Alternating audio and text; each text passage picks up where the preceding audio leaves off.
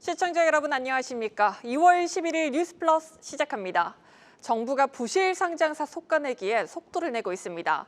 이재명 대통령이 코스닥 활성화를 위해 투자자 신뢰 회복을 강조한 가운데 이혁원 금융위원장은 올해 코스닥 150개사가 퇴출 수순에 들어갈 것이라고 밝혔습니다.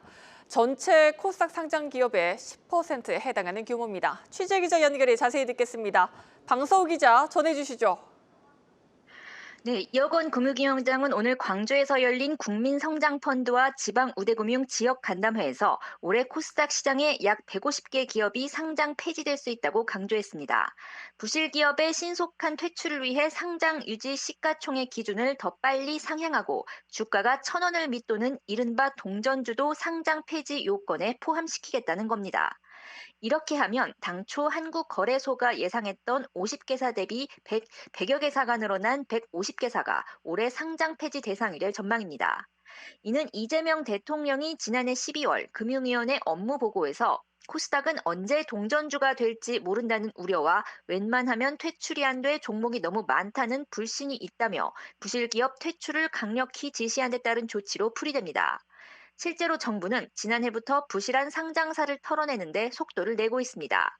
지난해 코스닥 퇴출 기업 38곳 중 자본 잠식, 보고서 미제출 등의 형식적 사유가 아닌 실질 심사를 거쳐 상장 폐지가 결정된 기업은 23곳으로 지난 3년 평균 대비 3배에 달합니다. 여기에 금융위가 코스닥 시장의 약 10%를 차지하는 동전주를 상장 폐지 대상에 포함하고 시가총액 요건을 보다 엄격하게 적용한다면 부실기업 퇴출 속도는 더욱 빨라질 것이라는 기대가 나옵니다. 금융위는 구체적인 퇴출 기준과 적용 시기 등이 담긴 세부 방안을 내일 발표할 예정입니다. 이혁원 위원장은 이날 첨단 산업 투자 활성화를 위한 국민성장펀드 규제 개선 계획도 함께 밝혔습니다. 다음 달부터 펀드 투자에 참여하는 민간 금융회사에 고의 중과실이 없는 경우 임직원 제재를 면제하고 펀드에 적용되는 위험 가중치도 400%에서 100%로 완화할 방침입니다. 지금까지 금융위원회에서 한국경제TV 방서우입니다. 증시 화랑의 증권가에선 연일 어닝 서프라이즈가 나오고 있습니다. 국내 증권사 중 최초로 한국투자증권은 연간 순이익 2조 원을 달성하며 새 이정표를 세웠습니다. 아시아 1위 증권사인 노무라 증권에 한층 가까워졌다는 평가입니다. 취재기자 연결해 자세한 내용 들어보겠습니다. 조현 기자, 증권사들의 실적이 국내 주요 시중은행과도 어깨를 나란히 할 정도로 급성장하고 있습니다. 그렇습니다. 한국투자증권은 지난해 연결 기준 영업이익이 2조 3,427억 원, 당기순이익은 2조 135억 원을 기록했다고 밝혔습니다. 이는 각각 지난해보다 82.5%, 79.9% 급증한 규모로 모두 업계 사상 최대 실적입니다.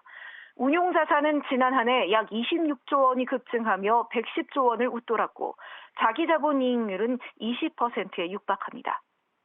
한투증권은 이번 실적이 단순한 호황의 반사이익이 아니라 자본 효율과 리스크 관리 역량을 바탕으로 한 성과라고 강조했습니다. 주식거래 대금 증가로 위탁매매 수수료 수익이 40% 늘어남과 동시에 금융상품 잔고가 25.6% 증가했고 운용 부분은 1조 2천억 원대 순영업수익을 기록하며 전체 수익의 40% 이상을 차지했습니다. 이번 한국투자증권의 2조 클럽 진입은 국내 자본시장의 퀀텀 점프를 보여준다는 데 의미가 있습니다. 김성환 한투증권 사장이 밝힌 목표 아시아 1위 증권사를 달성하기 위해선 노무라 증권을 뛰어넘어야 하는데 3조 원대 초반인 노무라 증권 순이익을 따라잡는 것도 이제 불가능한 일은 아니란 평가입니다. 한편 역대급 증시 화랑과 맞물려 금융업종 내 증권의 위상도 크게 달라졌습니다. 올해 5대 증권사의 영업이익은 총 8조 5천억 원대로 급증하며 국내 주요 시중은행과도 어깨를 나란히 할 정도로 급성장했습니다. 일부 증권사는 호실적을 바탕으로 시가총액 측면에서 은행을 앞서기도 했습니다. 여기에 올해 대형 증권사들이 종합투자계좌, IMA 사업까지 나서며 은행에서 증권으로 머니무브가 이뤄지고 있고 기업금융 성장에도 페달을 밟고 있어 금융권의 지각 변동을 예고하고 있습니다. 지금까지 금융투자협회에서 한국경제TV 조현입니다. 정부가 국산 AI 칩 개발을 위해 팹리스 스타트업에 1조 원을 투자합니다. 구글과 메타 등 주요 빅테크가 엔비디아 의존을 줄이는 가운데 우리도 세계적인 AI 칩 기업을 키우겠다는 전략입니다. 자세한 내용 산업부 홍원표 기자와 알아보도록 하겠습니다. 홍 기자, 정부가 국내 팹리스 기업을 어떻게 지원하겠다는 겁니까? 네, 우리 정부가 자체 AI 칩을 개발하고 있는 시스템 반도체 기업들을 지원하기로 했습니다. 정부가 AI 칩 개발에 나서고 있는 스타트업들과 간담회를 갖고 앞으로 5년간 1조 원을 투입해서 AI 반도체 공동 개발에 나섭니다. 먼저 김정관 산업부 장관의 이야기 들어보겠습니다. AI 반도체가 미래 기술 패권의 지점이라고 척도인 거라는 생각을 하나 했고, 그래서 우리가 AI 반도체를 어떻게 하느냐에 따라서 우리가 미래의 기술 패권을 우리가 가질 수 있느냐 하는 그런 마음가짐으로. 네, 우리나라는 삼성전자와 SK하이닉스로 대표되는 메모리 반도체 분야에서 세계 최고 수준의 경쟁력을 갖고 있습니다. 다만 시스템 반도체에서는 미국과 중국에 비해서 좀 뒤처져 있는 것도 사실인데 이 때문에 좀 능력 있는 국내 팹리스트를 모아서 국산 AI 반도체를 상용화하는 데 힘을 모으기로 한 겁니다. 특히 국산 AI 칩의 수요를 늘리기 위해서 제조기업들과 연계를 강화할 계획입니다. 다음 달부터는 자율차나 휴머노이드 등 첨단 제품에 우리나라 AI 반도체 탑재를 목표로 공동 개발에 들어갑니다. 네, 우리 정부와 기업인들이 지난해 젠슨왕 엔비디아 CEO를 만나서 GPU 26만 장을 구매를 하기로 했습니다. AI 산업을 키우기 위해서는 반드시 필요한 조치였지만 한편으로는 엔비디아 의존이 심화해 국내 AI 칩 기업이 밀려나는 것 아니냐는 우려의 목소리도 나오던 상황이었죠. 정부가 이런 우려를 반영해서 국내 스타트업을 키우려는 걸까요? 그렇습니다. 최근 미국 시장에서도 좀 탈 엔비디아를 외치는 기업들이 많이 늘고 있습니다. 일단 GPU가 아닌 다른 형태의 AI 칩을 개발하는 기업이 늘고 있는데 지금 AI 스타트업에서 3강으로 꼽히는 곳이 삼바노바, 그록, 또 세레브라스입니다. 빅테크들은 GPU를 대체하기 위해서 이들 기업을 비롯해서 AI 스타트업에 투자하거나 인수를 시도하는 사례가 늘고 있습니다. 지난해 메타가 우리나라 AI 스타트업인 퓨리오사 AI 인수를 추진했던 것도 좀 같은 맥락인데 우리 정부가 AI 3강 도약을 위해서 엔비디아 GPU를 26만 장을 우선 구매했지만 엔비디아에만 의존하지 않겠다는 입장입니다. 엔비디아의 독주가 심화되면 역량 있는 우리 반도체 기업의 성장 경로가 좀 좁아질 수 있다는 지적이 나왔기 때문인데 이 팹리스 기업들도 좀 기대감을 나타내는 모습이었습니다. 퓨리오사 AI 대표의 이야기 들어보겠습니다. 그런 사항들이 잘 논의돼서 더욱 우리 AI 산업 선택기가 더 크게 성장하는 그런 계기가 될 수 있으면 좋겠습니다. 네, 정부는 특히 전력이나 통신망 또 데이터 센터 등 국가 안보 핵심 인프라 분야에는 국산 반도체가 우선 구매되도록 추진할 계획입니다. 네, 앞서 인터뷰에서도 봤듯이 우리나라 대표적인 기업하면 피리오사 AI나 리벨리온 등이 떠오릅니다. 이 밖에도 많을 텐데 국내 AI 팹립스 기업들의 기술력 현재 어느 정도라고 평가할 수 있겠습니까? 네, 우리 AI 스타트업들은 보통 NPU를 집중적으로 육성을 하고 있습니다. 일단 범용성이 높은 엔비디아의 GPU와는 좀 다르지만 AI 칩으로서는 글로벌 시장에서 충분히 경쟁할 수 있는 수준입니다. 이 같은 잠재력 때문에 메타가 퓨리오사 AI 인수를 시도한 거기도 한데 다만 우리나라 기업들은 설계를 해놓고도 이것을 생산하고 패키징하는 데까지 좀 어려움이 있습니다. 그래서 이 부분에서 좀 병목 현상이 나타나고 있다는 지적이 있는데 일단 한국의 스타트업 혼자 힘으로 대만의 파운드리인 TSMC를 쉽게 뚫을 수는 없기 때문인데 이에 정부가 TF를 구성해서 삼성 파운드리의 국내 첨단 공정 제작 지원을 강화해서 좀 이 접근성 문제를 우선적으로 해결하기로 했습니다. 또 국산 NPU를 공공부문에 활용을 해서 수요를 대폭 늘리고 또 연내 2조 원 규모의 반도체 특별회계도 새로 만들기로 했습니다. 네, 여기까지 듣겠습니다. 산업부 홍원표 기자였습니다.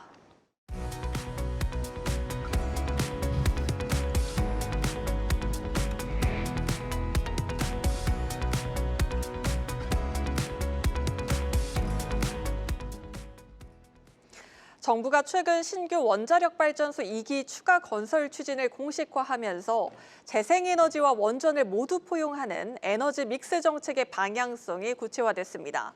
문재인 정부의 탈원전 기조와 거리를 두면서 과거 언급했던 원전 회의론을 뒤집고 원전 복원을 공식화한 건데요. 다시 그려지고 있는 대한민국 에너지 지도, 이호현 기후에너지환경부 2차관 모시고 이야기 나눠보도록 하겠습니다. 안녕하세요. 안녕하십니까? 네, 차관님, 예상을 뒤엎고 정부가 원전 확대를 다시 추진하기로 했습니다. 아무래도 AI 열풍으로 전력 수요가 급증하고 있다는 점을 판단을 바꾼 주 요인으로 봐야 될까요? 네, 우선 그 AI 등을 비롯해서 전력 수요가 급격하게 늘어나고 있다는 점도 고려를 했고요. 또 하나는 중요한 점은 지금과 같은 전력 수요가 피크 시기에는 약 90기가와트 이상의 전력 수요가 나옵니다. 다만 이제 태양광이 발전하지 않는 저녁 시간대와 새벽 시간대는 최소한 60기가와트가 필요합니다. 태양광 없이 60기가와트를 전력을 공급해야 되는 그런 상황이기 때문에 반드시 공급을 해야 되죠. 그런 상황에서는 적어도 안정적으로 전력을 공급할 수 있는 규저 전원으로서의 원전이 필요하다라는 판단을 한 것입니다. 네, 그렇습니다. 올해 상반기 중 제12차 전기분의 윤곽이 나올 거라고 합니다. 이번 정부의 에너지 믹스의 기본 방향 뭐라고 정의할 수 있을까요? 예, 일단 중요한 건 기후위기 대응을 위한 우리 전력 분야에서 탄소 중립을 실현하는 것이라고 생각을 합니다. 그런 차원에서는 우리 전력 발전원에서 탄소를 발생하는 전원을 가급적 줄이고 단계적으로 줄여나가고 탄소를 배출을 하지 않는 무탄소 전원, 재생에너지와 원전을 합리적으로 믹스를 해서 무탄소 전원 비중을 획기적으로 늘리는 방안들을 추구하고자 합니다. 다만 이 과정에서 무탄소 전원이 원전과 재생에너지가 좀 경직적인 성격을 갖고 있기 때문에 원전은 조금 더 유연하게 탄력 운전할 수 있도록 좀 기술 개발을 하고 재생에너지는 좀 더 변동성이라는 것들을 줄일 수 있는, 그래서 좀 안정적으로 예측 가능한 재생에너지가 될 수 있도록 한다면 우리가 원전과 재생에너지 합리적 믹스를 통해서 탄소 중립 전력 그리드, 전력망을 구현해낼 수 있겠다. 이런 판단으로 12차 전기분을 준비하고 있습니다. 네, 그렇습니다. 재생에너지 말씀하셨는데 사실 우리나라는 물리적으로 재생에너지 확충이 어려운 부분이 있다고 보여지는 부분들이 있습니다. 입지 적정성이나 주민 수용성, 지방의회 동의 등도 문제도 있고요. 여러 제약들을 극복해야 하는데 정부가 그리고 있는 재생에너지 확대를 위한 로드맵 구체적으로 들어볼 수 있을까요? 네, 말씀하셨듯이 재생에너지, 특히 태양광은 공간을 많이 차지하고는 공간 점유를 많이 하고 있는 그런 전원입니다. 예. 그래서 아마 지역적인 수용성을 확보하는 게 상당히 중요하기 때문에 가급적이면은 지역에 있는 주민들이 태양광 발전 사업에 참여하고 그 수익을 나눠 갖는 지역 상생형 모델, 햇빛 소득 마을 같은 것들을 많이 활성화시키려고 하고 있고요. 그다음에 이격거리라고 해갖고 도로라든지 주택과의 좀 이격거리를 좀 두게 하는, 발전소와 이격거리를 좀 두게 하는 것들을 합리적으로 개선하고, 그다음에 도로라든지 철도라든지 이런 댐 수면 위라든지 이런 것들 공유 수면 같은 거, 그다음에 공공부지를 최대한 활용을 하면 충분히 2030년까지 100기가 이상 저희가 재생에너지 보급할 수 있다고 생각합니다. 아울러 보급 확대를 하면서 재생에너지에 특히 태양광의 단가를 낮추는 게 매우 중요하다고 생각합니다. 이렇게 대규모로 재생에너지 보급을 하다 보면 규모의 경제 효과 또는 기술 발전 효과까지 고려를 한다면 충분히 재생에너지 단가를 낮추면서 재생에너지 비중을 좀 높일 수 있다고 정부는 생각하고 있습니다.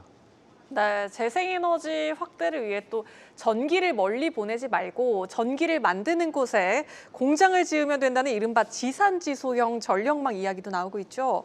쉽게 말해 수도권에 지으려는 반도체 공장을 전기가 풍부한 지역으로 옮기자는 건데요.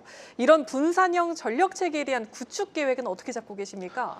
지역에서 생산된 전기를 지역에서 소비를 한다면 전기를 멀리 보내지 않아도 되는 송전망을 건설하지 않아도 되는 송전망 회피 편익이라는 게 발생을 합니다. 그래서 지난해 말에 정부가 전국의 한 7개 지역을 대상으로 분산 에너지 특구를 지정을 했습니다. 각 지역별로 탄소 중립 모델을 실험을 하게 될 것인데요.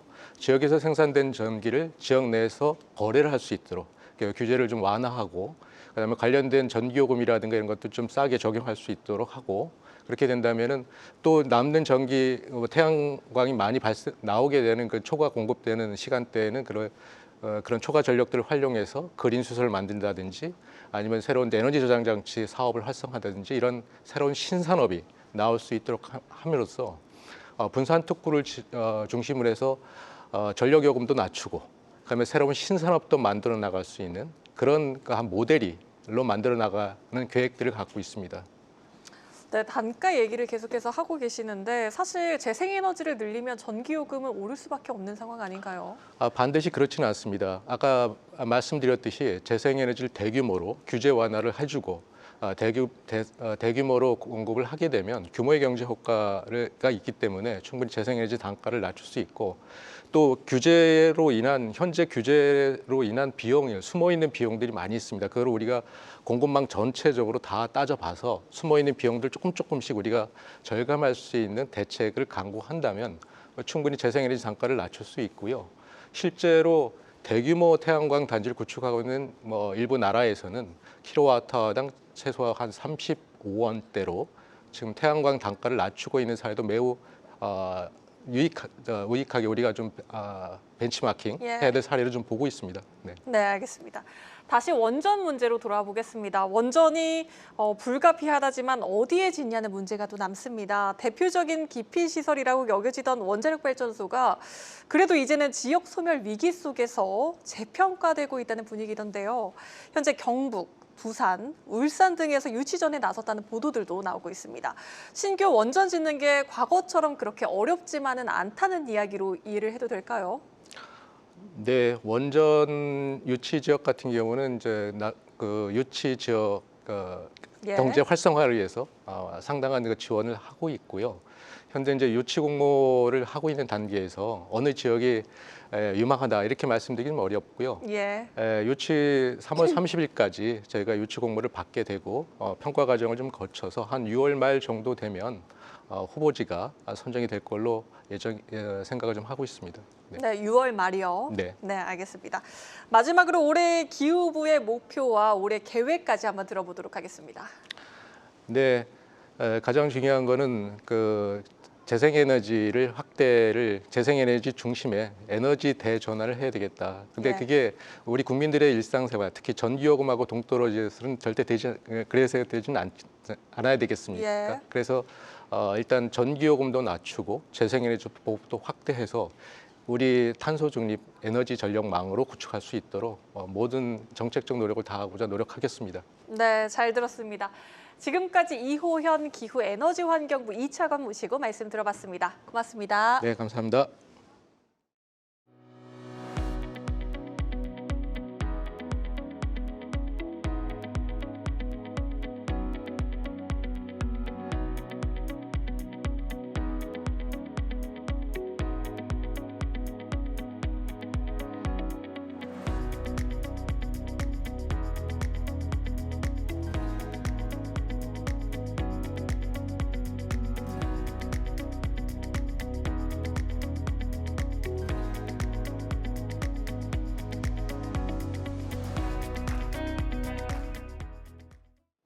카카오뱅크, K뱅크, 토스뱅크 등 인터넷은행 3사, 이른바 금리 맛집으로 불려왔죠.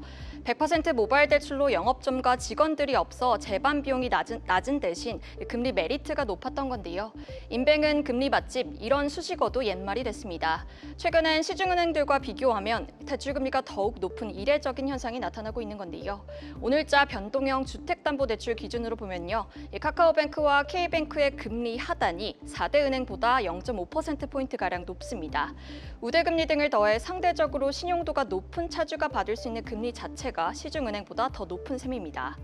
심지어는 보험사들의 주담대 금리도 인터넷은행보다 저렴한 금리 역전 현상이 벌어지고 있습니다. 삼성생명의 모바일 주담대 금리 하단은 4.1%로 인뱅들보다도 낮고요. 금리 상단 역시 생보사 3곳보다 인뱅이 더 낮습니다. 인뱅들이 적극적으로 주담대를 취급했던 때와 비교해보면 확연히 최근에 금리 메리트가 떨어진 걸 보실 수 있습니다. 당시 4% 중반이던 시중은행들과 비교해 카카오뱅크와 K뱅크의 금리는 3.8에서 3.9%대로 현저히 낮았었습니다. 이 같은 금리 역전은 가계대출 수요를 조절하고 쏠림 현상을 줄이기 위해 인터넷은행들이 대출 문턱을 높인 결과로 분석됩니다. 특히 과거 인터넷은행들의 대출 대환 수요가 몰리면서 주담대 잔액이 폭증해 금융당국의 지적을 받아왔죠. 때문에 지금은 정책 자금을 제외하곤 가계대출 부문에서 적극적인 영업을 하기 어려운 분위기인 건데요. 이에 인터넷은행들은 모두 가계 가계 대신 개인 사업자, 기업 대출 확대에 집중하고 있습니다. 실제 지난해 3분기까지 인뱅 3사의 개인 사업자 대출 평균 잔액은 전년보다 42.6% 증가했습니다. 같은 기간 4대 은행의 잔액이 1.54% 감소한 것과 대비됩니다. 오는 3월 코스피 입성을 앞둔 K뱅크는 공모 자금을 통해 소호대출 라인업을 확대하겠다는 전략입니다. 올해는 개인 사업자 대상 담보대출 종류 확대, 내년엔 국내 최초로 중소법인 대상 100% 비대면 대출 상품을 출시할 계획인데요. 최우영 은행장은 2030년까지 가계와 기업 대출 비중을 5대5로 맞추는 것이 목표라고 강조했습니다. 현재 비중이 10%대에 불과했던 것을 5년 내 절반 가까이 끌어올리겠다는 목표입니다. 카카오뱅크 역시 지난해 6월 개인 사업자 신용대출 한도를 3억 원까지 올렸고요. 10월엔 사업자 대상 부동산 담보대출을 출시하며 라인업을 강화했습니다. 이를 통해 개인 사업자 대출 영역이 올해 보다 성장할 것으로 내다보고 있는데요. 지난 5일 이혁원 금융위원장이 국회 업무보고에서 은행권 가계대출 증가율 총량이 1.8%로 굉장히 낮았다면서도 올해는 그보다 더 낮게 하려고 한다고 언급했죠. 강력한 가계대출 규제 환경이 지속되면서 인터넷 은행들의 생존 전략이 달라지고 있습니다. 지금까지 뉴스 브리핑이었습니다.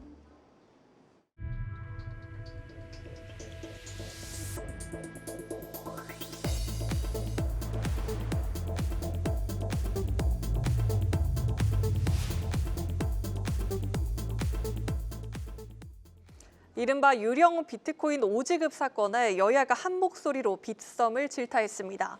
이재원 빗썸 대표는 비트코인의 실제 보유량과 지급량 간 교차 검증 시스템이 부실했다며 고개를 숙였습니다. 금융당국은 전체 가상자산 거래소 시스템을 들여다보기로 했습니다. 국회에 나가 있는 취재기자 연결합니다.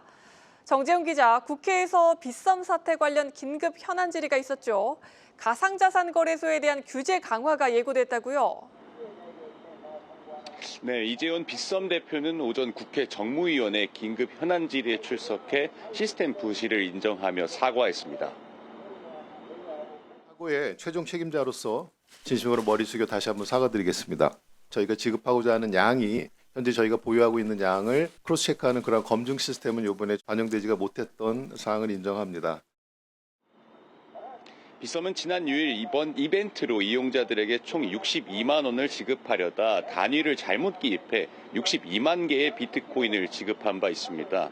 일부 이용자가 지급받은 코인을 시장에 내던지면서 가격이 급락했고 일부 계좌는 담보가치 하락으로 강제 청산까지 당하며 10억 원 안팎의 피해가 실제 발생했습니다. 직원 한 명의 실수를 검증하지 못한 시스템과 무엇보다 보유하지도 않은 유령 코인이 양산됐다는 사실이 도마 위에 올랐습니다. 업비트라든지 코인원이라든지 코비트 같은 다른 거래소 같은 경우에는 이 시스템을 갖췄다라고 이렇게 보도에 나와 있는데 이게 믿을 수가 없어요. 그래서 장부상 보유수량하고 1대1로 매칭되는지 전수조사가 좀 필요하다고 생각하거든요. 전수조사를 꼭 좀 해주시기 바랍니다. 네, 그 내역들을 구체적으로 항목해서 지시해 놓은 상태입니다. 이날 현안 질의에 참석한 이찬진 금융감독원장과 권대영 금융위 부위원장은 가상자산 거래소를 금융회사 수준으로 규제해야 한다는 주장에 공감을 표하며 동의한다고 밝혔습니다. 금융감독은 빗썸 사태를 계기로 업비트 등 국내 전체 가상자산 거래소에 대한 현장 점검에 나섰습니다. 빗썸은 이번 사태로 인한 패닉셀과 강제 청산 피해를 구제 대상으로 본다며 구제 범위를 넓히겠다고 전했습니다. 사태가 가상자산 2단계 입법에도 큰 영향을 미칠 것으로 보이는데요. 비트코인 오지급 사태와 가상자산 거래소 지분 제한을 별개로 봐야 한다는 의견도 제시되고 있다고요. 맞습니다. 정부는 가상자산 거래소도 증권거래소처럼 대주주 지분 제한을 둬야 한다고 주장합니다. 현재 조율 중인 가상자산 2단계 입법인 디지털자산 기본법에 해당 내용이 포함될지 최대 관심사 가운데 하나인데요. 긴급 현안 질의에서는 여야를 가리지 않고 빗썸 비트코인 오지급 사태와 거래소 지분 규제 이슈는 연관이 없다는 주장이 나왔습니다. 들어보시죠. 가상자산 거래소 업계의 대주주 지분율 제한하고 같이 연계해서 이렇게 입장을 표명하고 있는 것도 저는 굉장히 문제라고 봅니다. 시중은행에 횡령 사고가 발생한다. IT 업계의 서비스 장애가 발생한다. 그럼 그때도 주주 지분율 매각해야 됩니까? 디지털자산법 혁신에 방점을 두는 민병덕 민주당 의원도 현안 질의가 끝난 뒤 취재진과 만나 빗썸 사태와 대주주 지분 제한은 별개로 봐야 한다며 감정적으로 끌고 가서는 안 된다고 강조했습니다.